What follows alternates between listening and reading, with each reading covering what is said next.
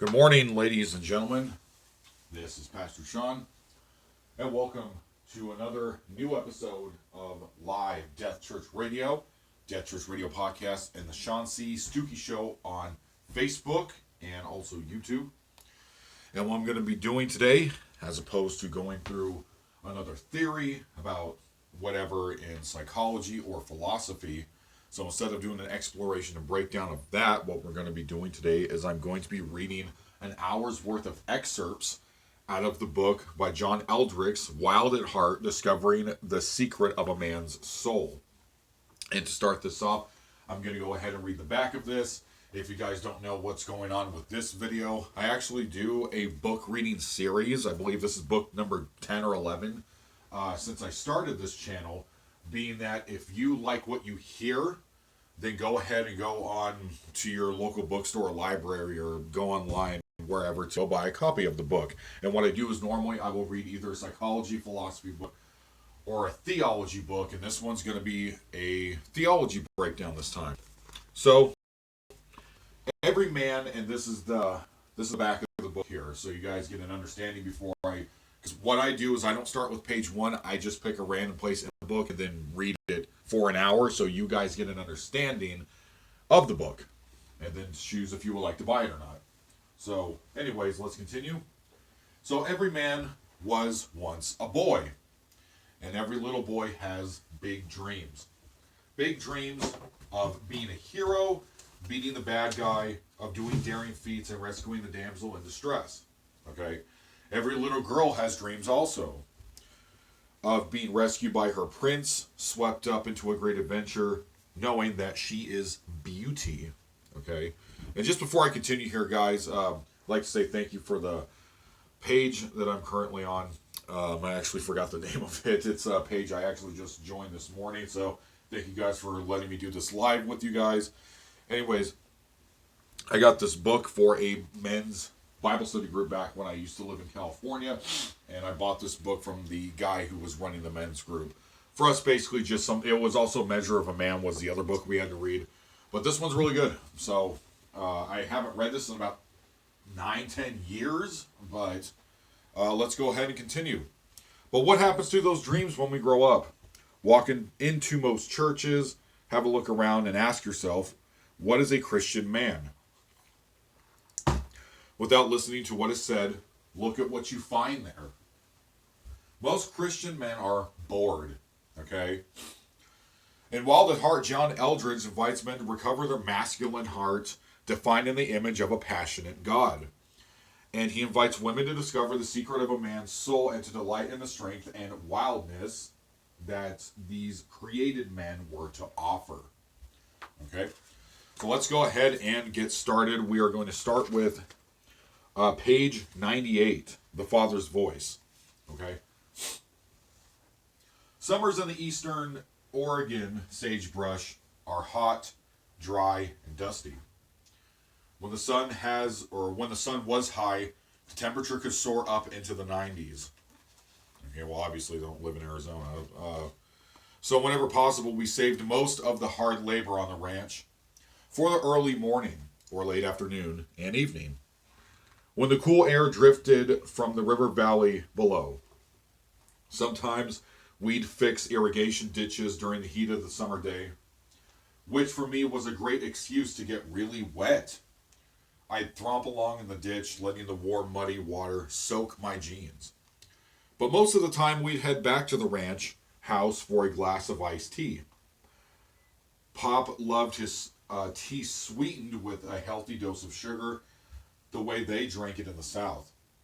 We sit at the kitchen table and have a glass or two and talk about the events of the morning, or a plan he had to sell some cattle at the auction, or he thought we'd spend that afternoon. One day, late in the summer of my 13th year, Pop and I had just come in from our ritual when he stood up and walked over to the window. The kitchen faced south, and from there gave a view over a large alfalfa field, and then on toward the pasture land. Like most ranchers, Pop grew his own hay to provide feed for cattle and horses. He kept over the winter. I joined him at the window and saw that a steer had gotten out of the range and into the alfalfa. I remember my grandfather telling me that it's dangerous for a cow to stuff itself on fresh alfalfa. It expands their stomachs like rising bread and could rupture one of the 4 chambers. Pop was clearly irritated, as only a cowboy can be irritated at cattle. I, on the other hand, was excited.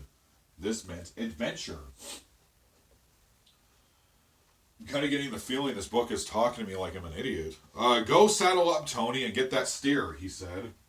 Sitting back in his chair and kicking his boots up, one in front of him after the other. His demeanor made it clear that he was not going with me. He was, in fact, not going anywhere. As he poured himself another glass of tea, my mind raced through the implications of what he'd said. It meant I'd first have to catch Tony, the big horse on the ranch, and I was scared of Tony. But we both knew that he was the best cattle horse. I had to saddle him up by myself and ride out to get that steer, alone. Having processed this information, I realized that I had been standing there for who knows how long, and it was time that I got going. As I walked to the back porch toward the corral, I felt 2 things, and felt them strongly: fear and honor. Most of our life-changing moments are realized as such later. I couldn't have told you why, but I knew I crossed that threshold in my life as a young man. Pop believed in me, and whatever he saw that I did not. The fact that he believed made me believe it too. And I got the steer that day, and a whole lot more. Desperate for initiation, next part. Also, I'm going to be taking frequent breaks to drink some coffee because my throat gets dry a lot. What is that? Oh, no, never mind. A man needs to know his name. He needs to know what he's got, if he's got what it takes. And I don't know in the modernistic, rationalistic sense. I don't mean that the thought has passed through your cerebral cortex. God, now I'm the one who's being an idiot. Cerebral cortex, and you give it an intellectual assent. The way you know about the Battle of Waterloo or the ozone layer. I'm not talking about that. The way most men know, quote unquote, God or the truths of Christianity. I mean a deep knowing. The kind of knowing that comes when you have been there, entered in, experienced firsthand an unforgettable way. The way Adam knew his wife, quote unquote, and she gave birth to a child. Adam didn't know about Eve. He knew her intimately through flesh and blood experience at a very deep level. There's knowledge about the knowledge of. When it comes to our question, we need the latter. Okay, well, that's specious reasoning because really doesn't talk about in the book of Genesis whether he knew her personally or not. But let's continue. In the movie Gladiator, here we go. It's either Gladiator, Top Gun, or that fireman movie with these books. Okay, set in the 2nd century A.D., the hero is a warrior from Spain called Maximus. He is the commander of the Roman armies, a general loved by the men and by the aging emperor Marcus Aurelius. The emperor's foul son, Commodus, learns of his father's plan to make Maximus emperor in his place. But before Marcus can pronounce his successor, Commodus strangles his father. He sentences Maximus to immediate execution and his wife and son to crucifixion and burning. You know, the guy that played him was Joaquin Phoenix, who also played Joker. But it was too late to save his family. Captured by slave traders, he is sold as a gladiator. That fate is normally a death sentence, but this is Maximus, a vigilant fighter. He more than survives. He becomes a champion. Ultimately, he is taken to Rome to perform in a Colosseum before the Emperor Commodus. Commodus. Commodus, who of course believes that Maximus is long dead, quote unquote.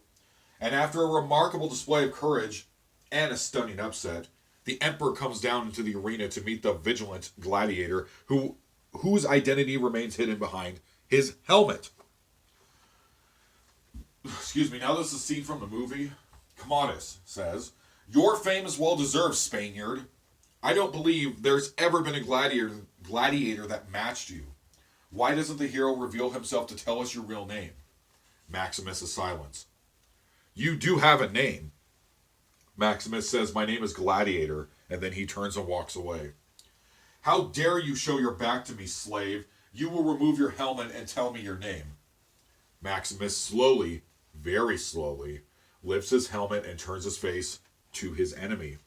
"My name is Maximus Decimus Meritus, commander of the armies of the north, general of the Felix legions, loyal servant to the true emperor Marcus Aurelius, father to a murdered son, husband to a murdered wife, and I will have my vengeance in this life or in the next."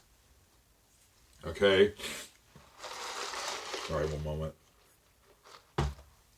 His answer builds like a mighty wave, swelling in size and strength before it crashes to the shore. Where does a man go to learn an answer like that? To learn his true name, a name that can never be taken from him. That deep heart knowledge comes only through the process of initiation. You have to know where you've come from. You have to have faced a series of trials and tests. You have to have taken a journey, and you have to have faced your enemy. But as a young man recently lamented to me, I've been a Christian since I was 5, and no one ever showed me what it really means to be a man. He's lost now. He moves across the country to be with his girlfriend, but she's dumped him because he doesn't know who he is and what he's here for. There are countless other men like him. A world of such men. A world of such uninitiated men. Well, if you join the Navy or Army, let's fix that right up. The church would like to think it is initiating men, but it's not.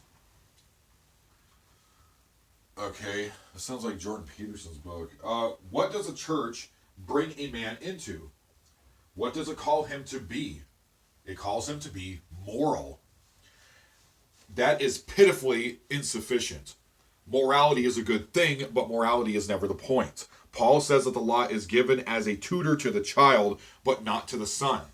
The son is invited up into something much more. He gets the keys to the car. He gets to go away with his father on some dangerous mission.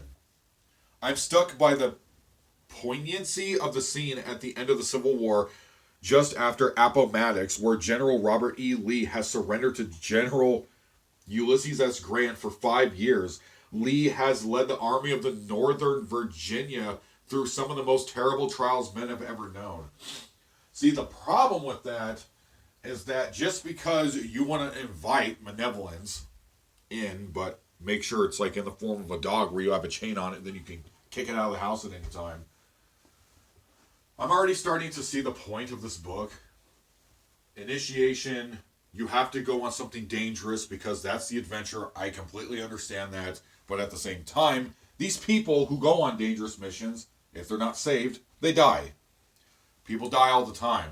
Like, men die all the time of doing these dangerous things of whatever it is. Like becoming an Army Ranger, going to the Navy, going to the Marines, like running across, like trying to do 200 miles in 24 hours. Like it's not realistic, you know.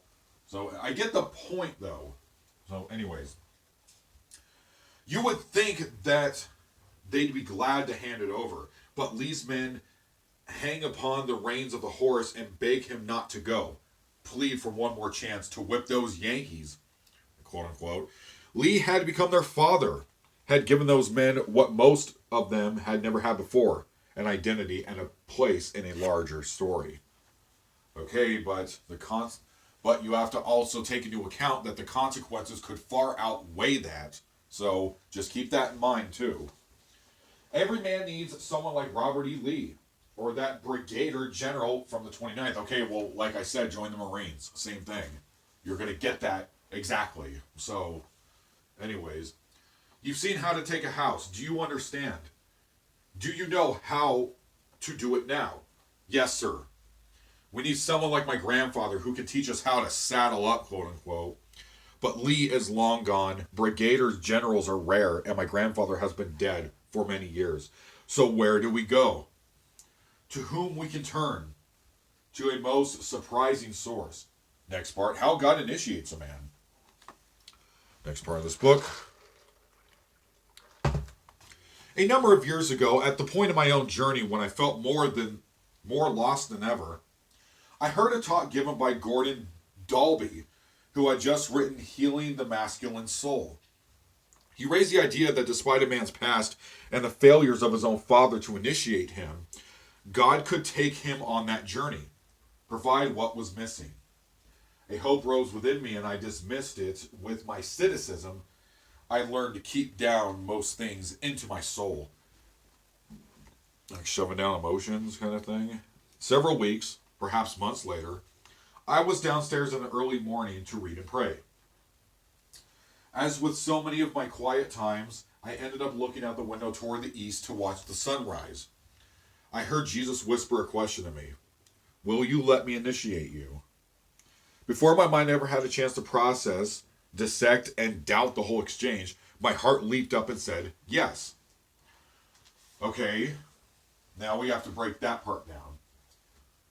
Okay, so guys, even though I've learned this information from a guy who is an apostate, but when it comes to you hearing whispers, it's either going to be a demon talking to you, an angel could be talking to you, God could be talking to you, or your own intuition, your own ego talking to you. You have an inner coach inside of your head.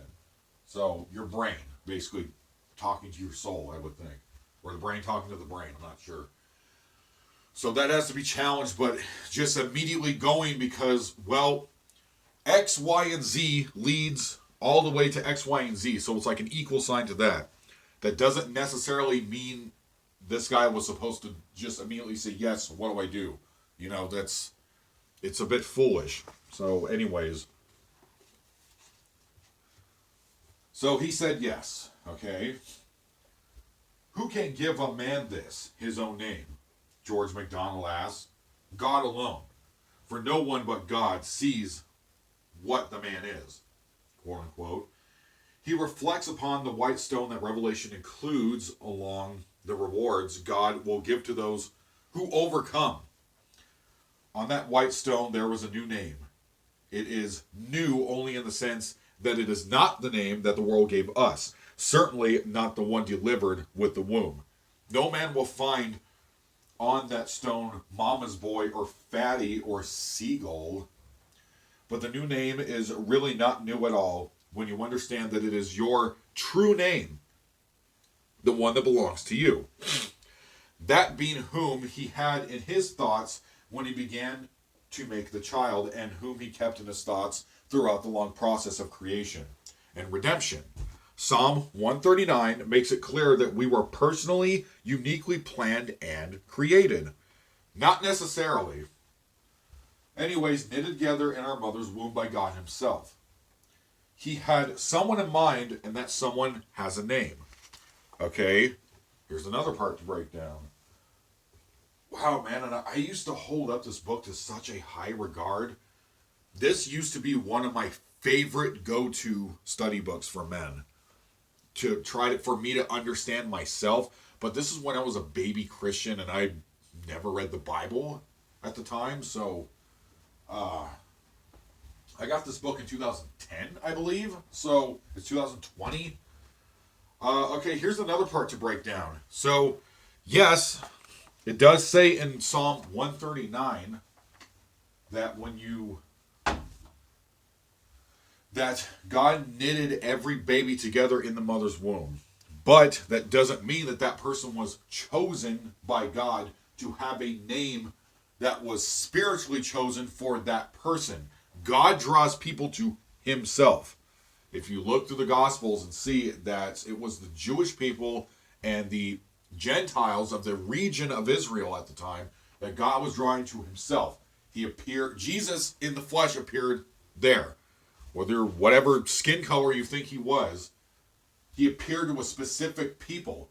I mean,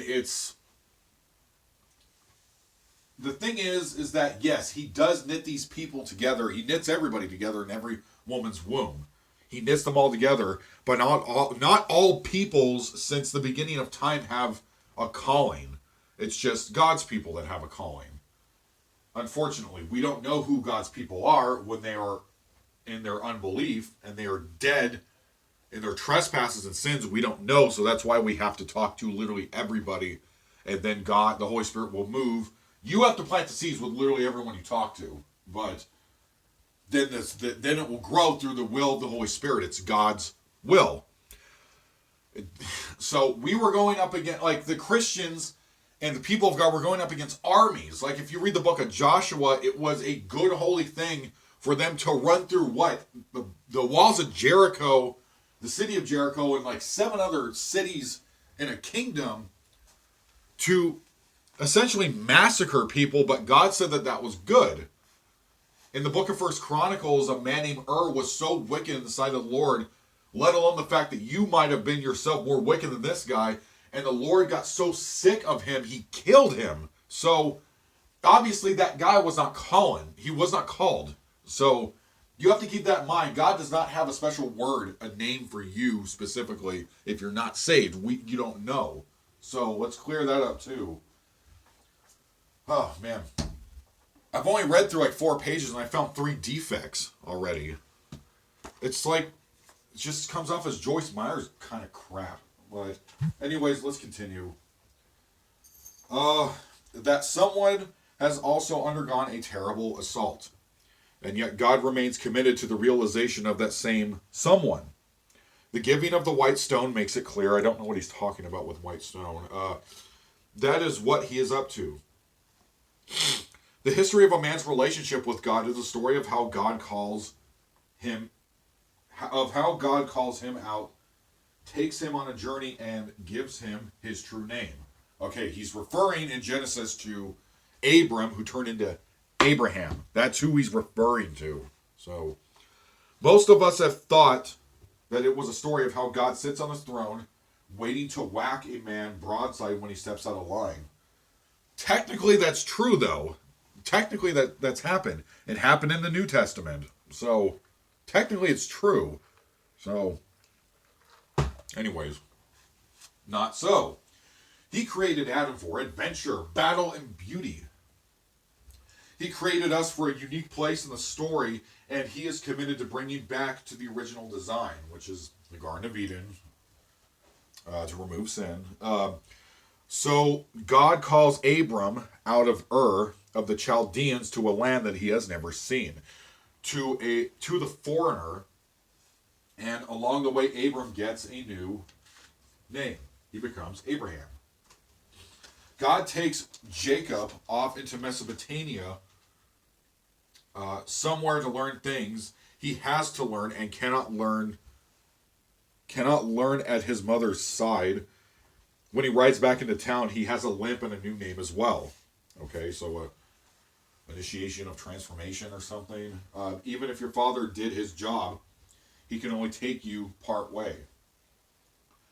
There comes a time when you have to leave all that is familiar and go on into the unknown with God.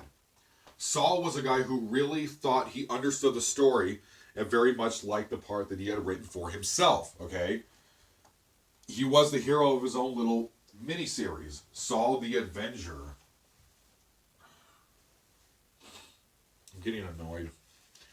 After that little matter of Damascus Road, he becomes Paul, and rather than heading back into all of the old and familiar ways, he is led out into Arabia for 3 years to learn directly from God.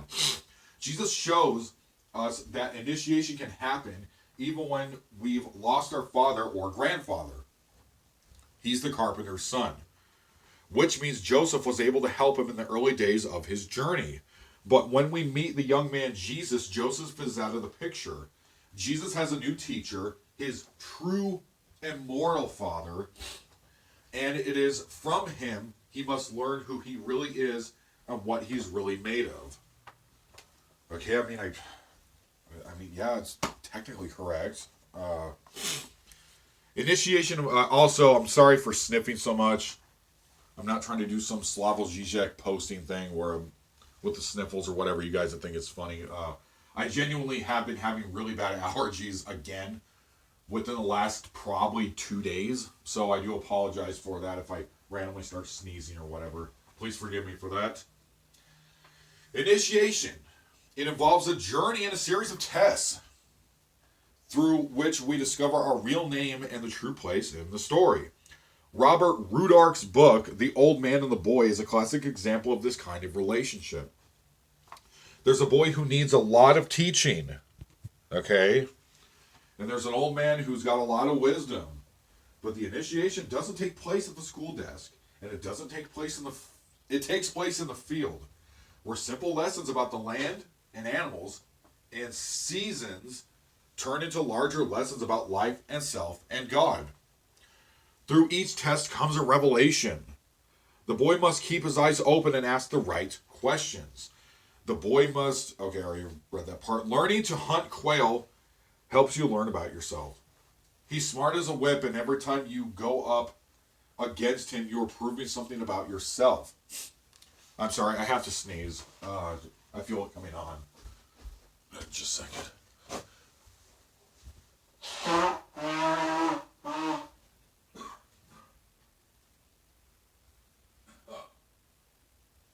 Okay, guys, sorry about that. I felt the sneeze coming out. It didn't happen, but I felt it anyways. So, okay, going back. Okay, so most of us have been misinterpreting life and what God is doing for a long time. I think I'm just trying to get God to make my life work a little easier, a client of mine confessed. But he could have been speaking for most of us. We're asking the wrong questions. Most of us are asking God, why did you let this happen to me? Or God, why won't you just fill in the blank? Help me succeed, get my kids to straighten out, fix my marriage. You know what I've been whining about. But to enter into a journey of initiation with God requires a new set of questions. What are you trying to teach me here, God? What issues in my heart are you trying to raise through this? What is it that you want me to see? What are you asking for me to let go of? In truth, God has been trying to initiate you for a long time. What is in the way is how you've mishandled your wound and the life you've constructed as a result.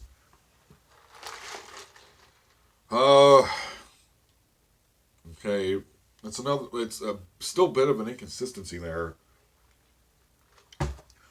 This book is for baby Christians. I'm just going to throw that out there. This is the impression I'm getting while rereading this. We're on like 6 pages, and I keep, like, this is hurting my head. Okay. So, well, maybe I'm asking the wrong questions because I just want everything to go smoothly. It's like, yeah, duh, you know? So, just put on a David Goggins video. You'll get the understanding pretty quickly. Just go buy An Antidote to Chaos by Jordan Peterson. Like, just, there's other things that, like, it's not just, well, the culture around me imprinted itself on me, especially in 2020, like the last, 5 or 6 years of this whole cancel culture going on and everything, where it's just, men are just keep getting beaten down, basically, and there's nothing out there for them except to revolt and rebel and murder and what, anyways, like what all those Muslims are doing in Finland. Anyways, so, point being is that, here's the thing. This book is not for you if you are still eating and drinking of baby food and milk. This book is for you if you're a man, okay? I'm just going to put it like that, so let's continue. Okay, so we're asking the wrong questions. We have mishandled our wounds. The wounds are mishandled. Any right, good, God-serving man doesn't need to read something like this. I've mishandled my wound. Like, it just makes me sound like I'm a wuss while reading this. Like, anyways. Contempt for the wound. Here we go. Men are taught over and over when they are boys that a wound that hurts is shameful. Notes Bly. A wound that stops you from continuing to play is a girlish wound. He who is truly a man keeps walking, dragging his guts behind, quote unquote. Like a man who's broken his leg in a marathon, he finishes the race even if he has to crawl and he doesn't say a word about it. That sort of misunderstanding is why, for most of us, our wound is an immense source of shame. A man's not supposed to get hurt. He's certainly not supposed to let it really matter. We've seen too many movies where the good guy takes an arrow, just breaks it off and keeps on fighting, or maybe he gets shot and is still able to leap across the canyon to go and get the bad guys. And so most men minimize their wounds. It's not a big deal. Lots of people get hurt when they're young. I'm okay, King David said. A guy who's hardly a pushover doesn't act like that at all. Quote unquote, I am poor and needy. He confesses openly, and my heart is wounded within me. Psalm 109, verse 22. Or perhaps they'll admit it happened, but deny that it was a wound because they say they deserve it. After many months of counseling together about this wound, his vow, and how it was impossible to get the answer from women, I asked Dave a simple question. What would it take to convince you that you are a man? Nothing, he said. Nothing can convince me.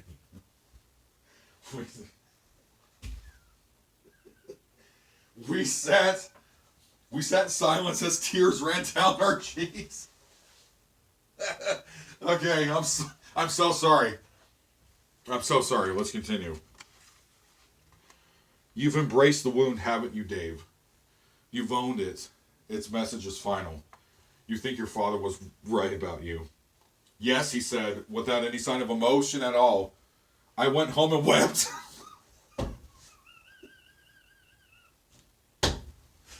Oh. Sean, stop. Stop. Okay.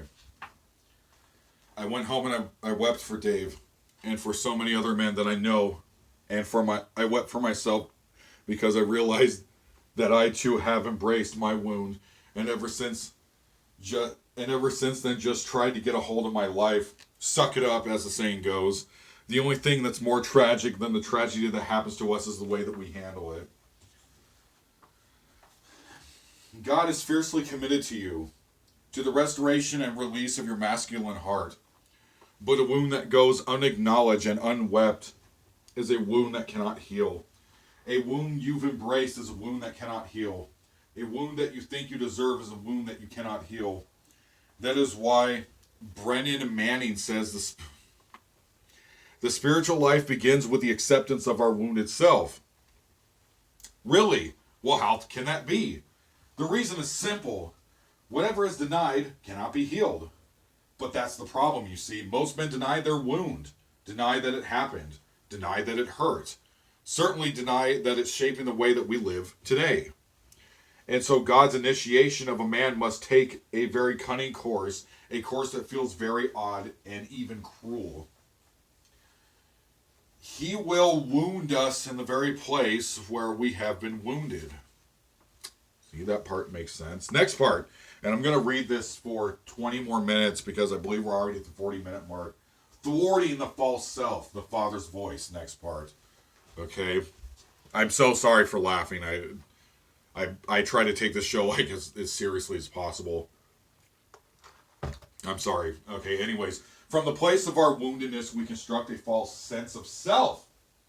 We find a few gifts that work for us and we try to live off them. Stuart found that he was good at math and science.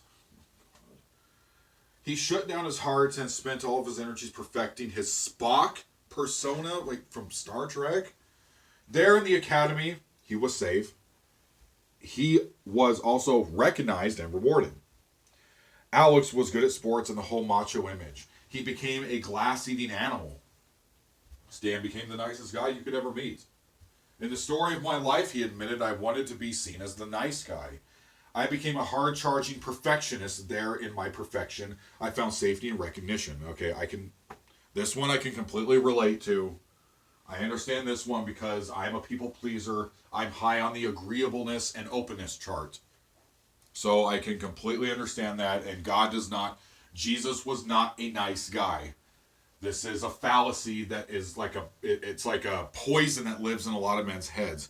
If I'm super nice, I'm going to get these things. So that part's fine. So when I was 8, confessed Brennan Manning, the imposter or the false self was born as a defense against pain. The imposter within whispered, Brennan, don't ever be your real self anymore because no one likes you and no one likes who you are. Invent a new self that everybody will admire and nobody will know. Quote unquote. Notice the key phrase, as a defense against pain. As a way of saving himself. The imposter is our plan for salvation. Okay, so I'm just going to throw this out there, guys. For the guys listening to this podcast. Okay, cry in your closet, the same place you pray. Where Jesus told you to pray in your closet, that's what I do. If I get really, really overly emotional about something, because I'm myself a very sensitive man, I really don't like that about my personality. What you do, if you are emotional and you have to cry, then it's okay to either talk to your wife about it, and then tell her, don't tell anybody about this, and then you go with Jesus and you cry in your closet. Unless it's something extreme, then you need to go see a counselor at the church, or you need to go see a psychiatrist. Hopefully the psychiatrist is Christian, but that's what I would suggest that you do. You cry in your closet. It works pretty well. I don't really get that emotional that often, but that's what I do. Okay, so continuing here. So the nice guy persona, it's a negative persona. So God must take that all away. Continuing with the book, page 107. This often happens at the start of our initiation journey. He thwarts our plans for salvation. He shatters the false sense of self. I believe John Eldgride is referring to ego death, but maybe not. I don't know. In the last chapter, I told you of Brad's plan for self-redemption. He would belong to the inside group, quote unquote, even after it failed him time and time again, breaking his heart over and over, but he wouldn't give it up. He simply thought his aim was off. If he found the right group, then his plan would work. Our plan for redemption is hard to let go of. It clings to our hearts like an octopus. So what did God do for Brad? He took it all away. God brought Brad to the point where he thought he had found the group, and then God prevented him from maneuvering his way in.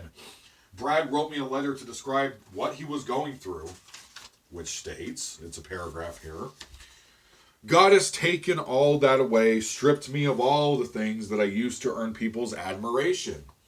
I knew what he was up to. He put me in a place where my heart's deepest wounds and arrows and sin came out. Wow. Sin, the word sin finally came up. Where is your part to play in this? Of, like, accountability and things like that. Like, your own sin. Like, those things need to break within you, too. Anyways, let's continue. So, as I was weeping, all these pictures of what I want to belong to came up. Speaker, counselor, in a group. And it was as if Jesus asked me to give them up. What came from my heart was surprising, incredible fear. And then the image of never getting these things. A sentence arose in my heart. You want me to die.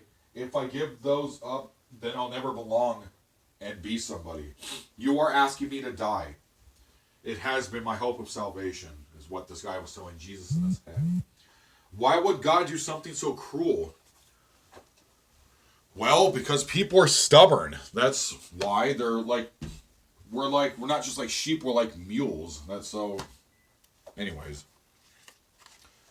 Why would he do something so terrible as to wound us in the place of our deepest wound? Jesus warned us that whoever wants to save his life will lose it. Luke chapter 9, verse 24. Christ is not using the word bios here. He's not talking about our physical life. The passage is not about trying to save your skin by ducking martyrdom or something like that. The word Christ uses for life is the word psyche, the word for our soul, our inner self, our heart. He says that the things we do to save our psyche, ourself, those plans to save and protect our inner life, those are the things that will actually destroy us. There was a way that seems right to a man, but in the end it leads to death. Proverbs 16, verse 25. The false self, our plan for redemption, seems so right to us. It shields us from pain and secures us a little love and admiration. But the false self is a lie. The whole plan is to build our pretense. It's a deadly trap. God loves us too much to leave us there. So he thwarts us in many, many different ways. Well, because you're eventually turning into a psychopath, basically. That's the point. When God reveals things to men like this, it's because you are already a horrible, terrible human being, and you're getting worse. The ultimate goal is for you to go into a mall and shoot it up. That's Satan's plan for you. You learn these things little by little, even without realizing that the sin and whatever this poisonous idea lives in your head for whatever image that you got, whatever vision, or something that you just want so bad it has to happen. It's the complete opposite. It's just narcissism. But it's like in a way of Satan tempting you over days and weeks and months and years to create basically a unmoral version of what you were supposed to be from what God wanted you to be for your calling. So that's why God has to break you, because you won't listen. Nobody listens. Everybody is just self-seeking. The world is full of it. As long as your boss is happy, he's making a bunch of money, they don't care about you. They don't care about the worker, the sled dogs. It's like the same kind of concept. As long as I can get all this money because when these atheists or these people say, well, I don't worship anything, I'm like a millionaire and stuff, like running like a surgery center or being the president or CEO of a hospital or a bank or something, you are getting on your hands and knees and you are bowing down to the sin of greed, which is a satanic, demonic spirit. It is a fallen angel spirit. You're still worshiping. So that doesn't make any sense. But anyways, let's continue here. Where was I at? So the Stucki martyrdom. So in order to take a man into his wound so that he can heal it and begin to realize his true self, God will thwart the false self. He will take away all that you've learned upon to bring you life. In the movie The Natural, Robert Redford is a baseball player named Roy Hobbs. Okay? Perhaps the most gifted baseball player ever. He's a high school wonder boy, a natural who gets a shot at the big leagues. But his dreams of having a professional career are cut short when Hobbs is wrongly sentenced to prison for murder. Years later, an aging Hobbs gets a second chance. He's signed by the New York Knights, the worst team in the league. But through his incredible gift and untarnished by the years, Hobbs leads the Knights from ignominy to the playoff game for the National League pennant. He rallies the team, becomes the center of the hopes and dreams. And the climax of the film is the game for the championship. It's the bottom of the ninth. The score is Pittsburgh 2, Knights 0. The Knights have 2 out. I really don't want to read this. There's a man on first and third when Hobbs, okay, you guys know what happens here. Let's turn the page. Obviously, he hits the home run and everybody wins because if God makes you go to prison, he's going to make you win the world pennants or dude, this is dumb. Anyways, God will take away our bat, quote unquote, as well. He will do anything to thwart the false self. Stuart saved, quote unquote, himself by becoming emotionless. Last year, his wife walked out on him. She's had it with his two-dimensional existence. What woman wants to be married to Spock? Oh, I'm referring to the first guy now? Okay. Alex recently suffered a series of panic attacks that left him almost unable to leave his home. So he became agoraphobic. The whole macho construct fell to the ground. At first, nobody could believe it. Alex couldn't believe it. He was invincible, the strongest guy you ever met. But it was all built as a defense against the wound. Our loss doesn't necessarily have to be something so dramatic. A man may simply awaken one day to find himself lost. Lost as Dante described himself in the middle of the road of my life. I awoke in a dark wood, where the true way was wholly lost. That was a turning point in my life. Okay, well, Dante that was, I believe, the first page of Dante's Inferno. Anyways, I went to Washington, D.C. Oh, man, I really don't want to read this anymore. I went to Washington, D.C. as a young man to try to make something of myself. To prove something. Establish credibility. You know what this book reminds me of? It reminds me of that one book I bought from that apologetics church that Dr. James White leads in Phoenix, where it was called The Compass of the Inner Self or something like that. The compass of yourself for the journey, and the guy literally was just giving the same exact example on every page, like a Joel Osteen book, like just peddling easy answers for money kind of thing. This is what I'm getting from this. Like, we're going to just skip to the next chapter for the last 5 minutes here. Healing the Wound. Chapter 7. Desperado. Why don't you come to your senses?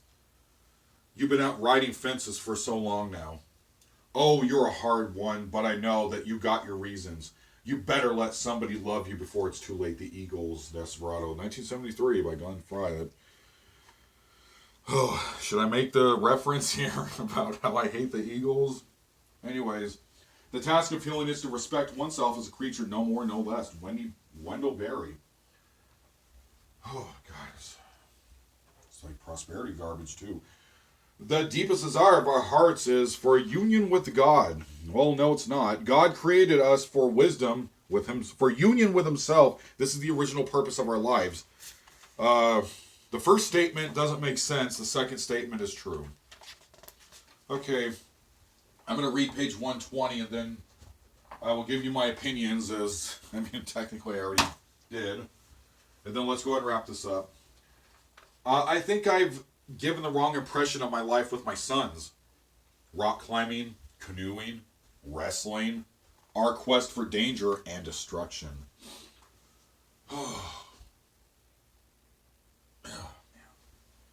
This is, I'm like, I feel like physical pain now at this point. Our quest for danger and destruction. Oh my. Oh. Did the guy write this? Was he like a 14? Is this John Eldgride? Was he 14 when he wrote this?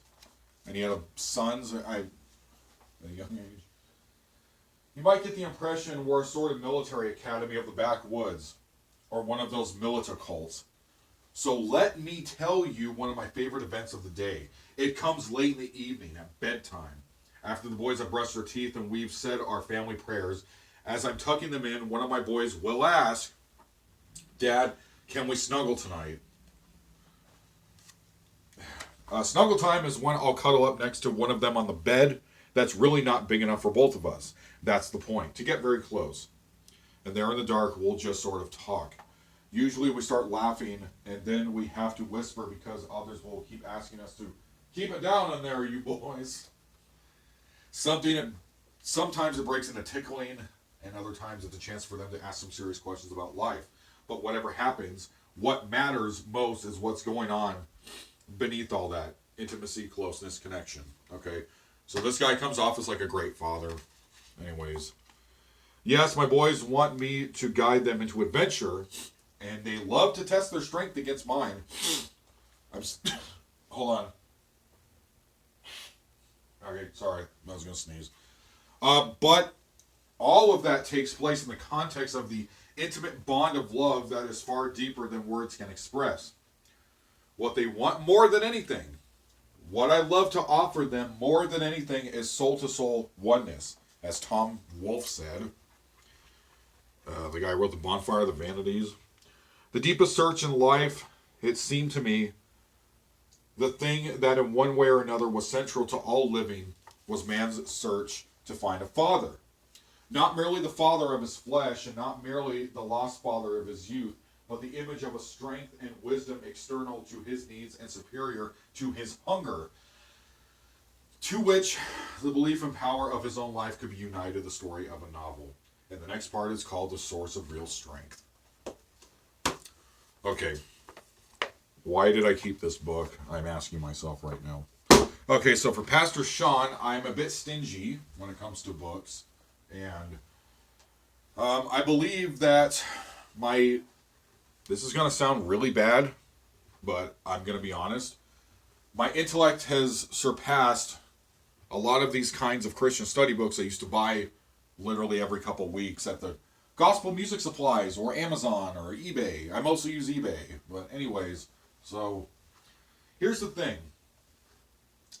It's like I said at the beginning of this podcast. That book is not for people like me.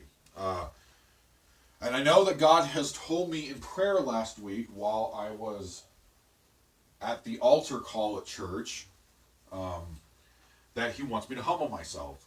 And he wants me to stop thinking that everyone's stupid except me. Like, I don't genuinely think these things. It's just that I have an expectation that, look, I like it when I like to watch Matt Dillahunty videos, Sam Harris videos, Dr. Jordan Peterson videos, Dave Rubin videos, whatever.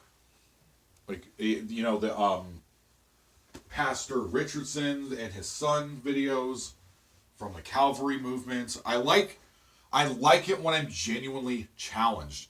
I love it when you expect me to keep up with you because that's mutual respect. When I read things like this, it makes me gag. So it's just peddling easy answers for. I know that I'm pretty sure this guy had good intentions, but it comes off like a Joel Osteen Every Day's a Friday. Oh, you're a man and you have a wound in your heart, and how do you think God's going to fix it? Let me help you. It comes off as corny, and it's not acknowledging biblical truths. In those pages, for the last hour, in all that I've read in this frickin' book, he mentions sin once, so there's no accountability for the person who's being a wimp. Like, this is not for me, guys. But I will say this. I think you should buy this book, Wild at Heart, Discovering the Secret of a Man's Soul. I would actually highly suggest you buy 12 Rules for Life, An Antidote to Chaos by Dr. Jordan Peterson. If you really need to read something like this, I would just suggest you buy that. But if you want to buy this because this is Christian-esque centered and you just got into the faith, then I would highly suggest you buy this book. For everybody else, it's going to be a no for me, dog. Thanks for listening to my show and the podcast. Once again, this is Sean C Stucki. That's my YouTube channel and my Facebook page.